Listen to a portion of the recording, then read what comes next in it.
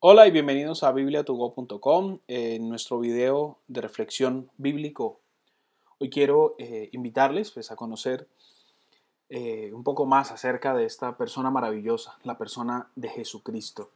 Sin lugar a dudas, la experiencia del Hijo de Dios primero tiene que ver con la visión, la imagen que desarrolla acerca de este personaje histórico, este personaje de nuestra vida, que un día vino al mundo y quiso conquistar nuestras vidas y nuestros corazones. La relación que tengamos nosotros con Jesucristo depende de las decisiones que estemos dispuestos a tomar. La vida cristiana, como siempre lo hemos dicho, es una vida de decisión permanente, de asumir el reto constante, continuo, de ver a Cristo reflejado en nuestra vida, de verlo a Él tomar el control. Quiero iniciar este video de reflexión con una lectura que me ha enseñado muchísimo a través de mi vida y tiene que ver con una historia de un autor desconocido. Dice: hace más de 1900 años hubo un hombre que nació contrario a las leyes naturales de la vida. Este hombre vivió en la pobreza y fue criado en el anonimato. No viajó extensamente, solo una vez cruzó las fronteras del país en que vivía.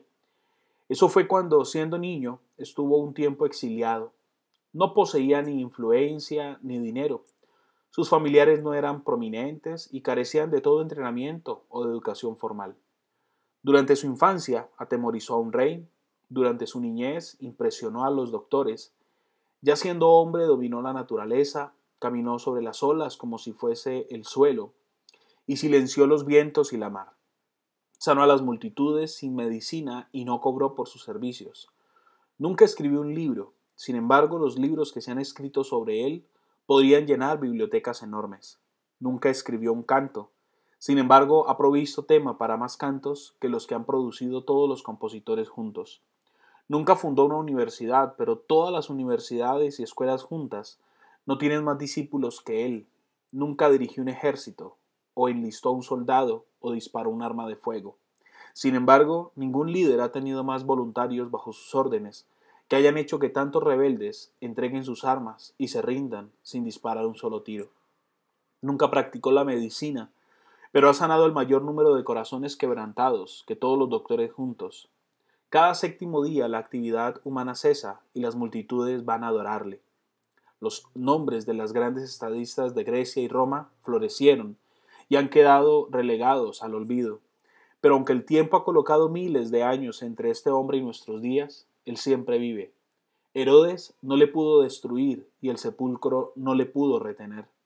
Él está sobre el mayor pináculo de la gloria celestial, proclamado por Dios, reconocido por los ángeles, adorado por los santos y temido por demonios, como el viviente y personal Cristo, nuestro Señor y Salvador. Creo que no hay mucho que decir luego de hacer esta lectura. Lo que debe nacer en el corazón de cada creyente es la necesidad permanente de ver a Cristo actuar en su vida.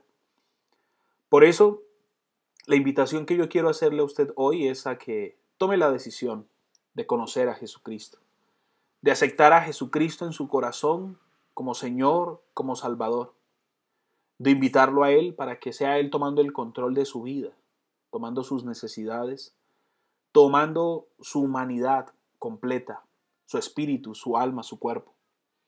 Permítale a Cristo hoy venir a su vida y hacer la obra que Él un día comenzó en la cruz. Si esto no es suficiente para usted, pues quiero invitarle a usted para que, a la luz de la palabra de Dios, usted hoy conozca escenas sobrenaturales, escenas únicas, originales, de un hombre que como ningún otro transformó la historia y quiere transformar también su vida. El mensaje de Cristo es suficiente para calmar la necesidad de un corazón. El mensaje de Jesús es suficiente para llenar nuestra vida de amor en la medida en que nosotros le permitimos a Él actuar con el poder que solamente Él tiene. El mundo habla de paz. Las mesas de diálogo se organizan para que los hombres se pongan de acuerdo en torno a ideas y a ideales. Pero solamente Cristo produce la paz suficiente. Solamente Cristo produce la reconciliación, porque Él está dotado de un amor que es un amor como ningún otro, de un amor que es sobrenatural, transparente, perfecto y único. Por eso hay un libro en la Biblia que a mí me llama profundamente la atención y es el libro de Hebreos. Si usted lee Hebreos desde el capítulo 1 hasta el último de sus capítulos, usted se va a dar cuenta que el autor de este libro fue verdaderamente inspirado para tejer estas palabras con un cuidado, con una atención, con un detalle único, casi que no humano.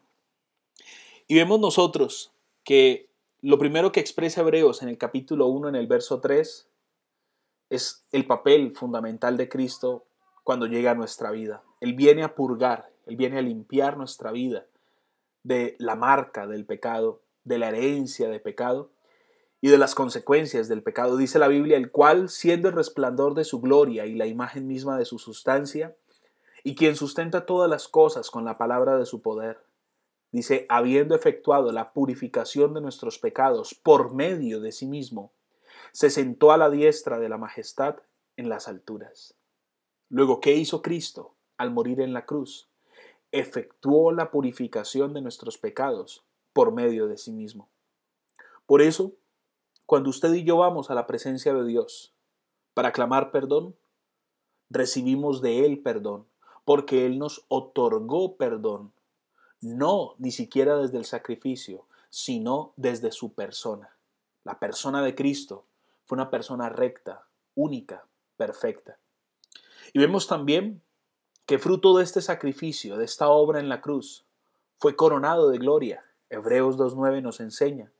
Pero vemos aquel que fue hecho un poco menor que los ángeles, a Jesús, coronado de gloria y de honra, a causa del padecimiento de la muerte, para que por la gracia de Dios gustase la muerte por todos. ¿A quién de nosotros nos quedaría difícil morir por un ser amado, por un ser querido? Tal vez lo haríamos con gusto, a lo mejor lo haríamos por nuestros hijos, por nuestras hijas. Pero Cristo, la diferencia de la muerte de Cristo a cualquier otra muerte que se dé en sacrificio, radica en que Cristo murió por todos. Y esto entonces le coronó a él de gloria y de honor. El mismo Jesús, en Hebreos capítulo 12, verso 2, es presentado como el autor y consumador de la fe.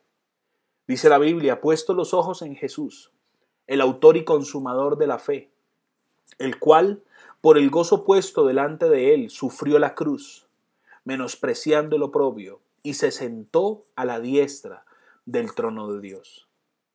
La fe que hoy usted y yo estamos llamados a aceptar, vivir y alimentar en nuestra vida, comenzó allá, en la cruz, cuando Él nos mostró una vida perfectamente recta, una vida perfectamente vivida sin pecado, sin mancha de pecado, sin corrupción alguna. Jesucristo nos mostró una vida no ideal, sino una vida posible. Y Él mismo entonces nos presenta a un Padre. Y Él, en sacrificio vivo, santo, agradable, se presenta para no volver atrás, sino para llevar el peso de nuestra culpa sobre Él.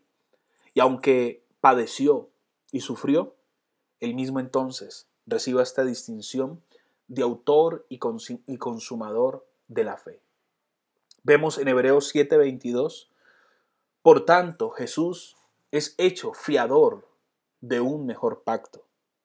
Qué tremendo esto. Él asume el peso de nuestra culpa. Él asume el peso de nuestro castigo. Él mismo lo experimenta en su cuerpo, lo lleva en su cuerpo. Carga sobre él el peso de nuestra enfermedad, el peso de nuestro dolor. ¿Para qué? ¿Para qué pone él su vida por nosotros? Para mostrarnos a usted y a mí ahora entonces un mejor pacto. El pacto de hijos de Dios. El pacto de ser aceptos en el amado. De ahora poder encontrar en Dios el refugio, la fortaleza y la paternidad que Él nos ofrece. Él entonces en Hebreos 6:20 nos enseña la Biblia donde Jesús entró por nosotros como precursor, hecho sumo sacerdote para siempre, según el orden de Melquisedec. Existen entonces En el sacrificio dos figuras, la del sacerdote y la del cordero que era sacrificado. Pero en esta ocasión, Jesucristo como sacerdote se presenta a sí mismo como cordero para ser inmolado, para ser muerto en el altar de sacrificio. Y entonces, este sacrificio es acepto por Dios. Y entonces Jesús es precursor. Ahí, en ese único y en ese perfecto sacrificio, un sacrificio deliberado, un sacrificio voluntario, un sacrificio de entrega absoluta e incondicional, nos permite entonces a usted y a mí ver en Cristo a ese sumo sacerdote, aquel que ahora entonces intercede por nosotros ante el Padre.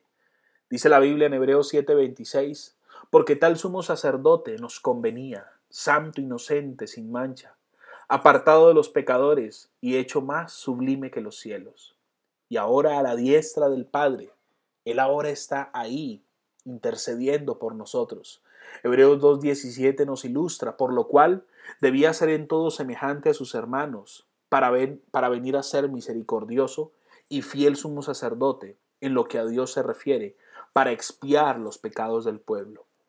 Fue igual a nosotros, en la humanidad completa, fue de carne y hueso, padeció, sufrió, se dolió de la lamentación y de la condición humana.